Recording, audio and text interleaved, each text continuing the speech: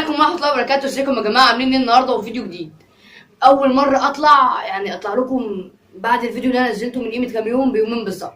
اول امبارح نزلت فيديو بتاع الريفيو بتاع تليفون اوبو اف 9. النهارده جاي اتكلم، بس مش هعمل النهارده مقارنه بين اي تليفون. النهارده طلع اتكلم على اللي مات في بورسعيد، محمد احمد موسى، شهيد الحب اللي كله اتكلم عليه في اليوتيوب. قبل ما نبدا الفيديو هوريكم الجنازه بتاعته ونرجع نكمل. لا هو اخد انا البلكونه حد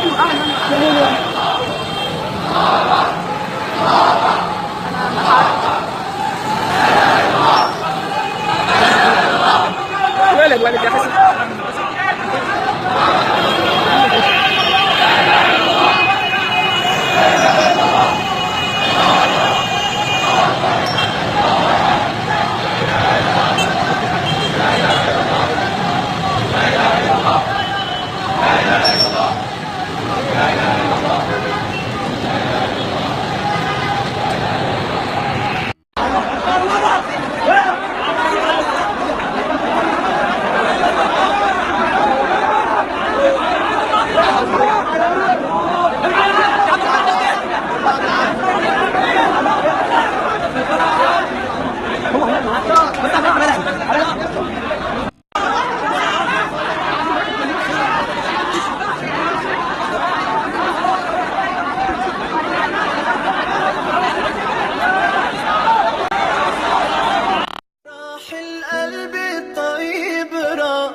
الحضن اللي انا فيه برتاح، ساب لي حبيبي الام وجراح راح.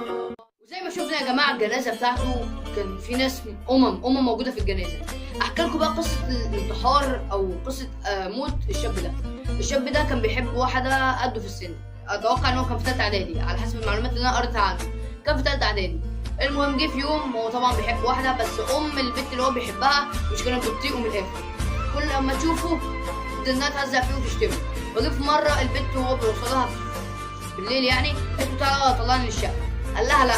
قالت له بس طلعني للشقه. قال لها لا. المهم بعد جدال ما بينهم هما الاثنين طلعها للشقه. اتاري مين مستنيه فوق؟ البنت مستنيه فوق ومجهزه 4 رجاله موجودين في الشقه. واول ما الولد طلع راحوا الرجاله اللي البنت جايباهم راحوا ضاربين الولد ضرب طحن يعني، ومكتفينه ورامينه من الدور السابع او السادس على حسب ما انا قريت. هنروح الفاصل ونرجع نكمل مع بعض. انا في الفاصل دوت مش كنت عرفت حبه معلومات فدخلت اشوفها. الولد اسمه محمد موسى، عريس الجنه طبعا، وعنده 17 سنه، اكبر مننا بسنه.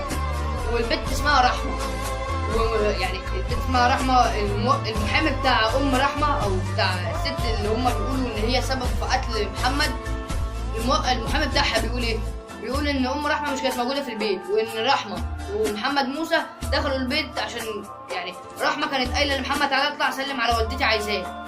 محمد مش كان عايز يطلع، قلبه كان حاسس.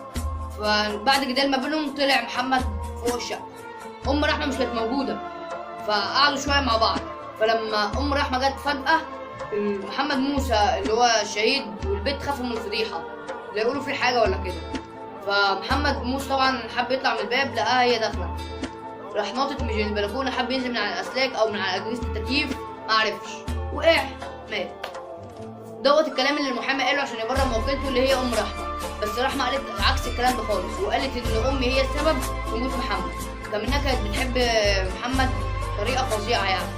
المهم ده كله لسه ما نعرفش مين اللي قتل محمد، والقضيه لسه زي ما هي موجوده. وسيبكم مع حبه صور لمحمد عريس الجنه طبعا، ويا ريت تدعوا له بالرحمه هو وجميع الموتى طبعا. ومع السلامه في فيديو جديد.